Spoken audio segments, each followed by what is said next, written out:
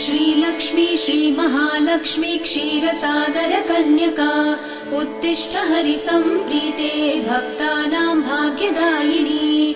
श्रीलक्ष्मी श्रीमहालक्ष्मी क्षीरसागर कन्यका उत्तिष्ठ हरिसम्प्रीते भक्तानां भाग्यदायिनी।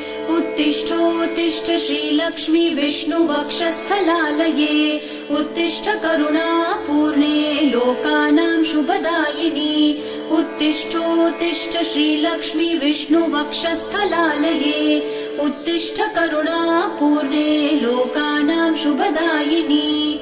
श्रीपद्ममध्यवसिते वरपद्मनेत्रे श्रीपद्महस्तचिरपूजित पद्मपादे श्रीपद्मजात जननी शुभपद्मवक्त्रे श्रीलक्ष्मी भक्तवरदे तव सुप्रभातम्।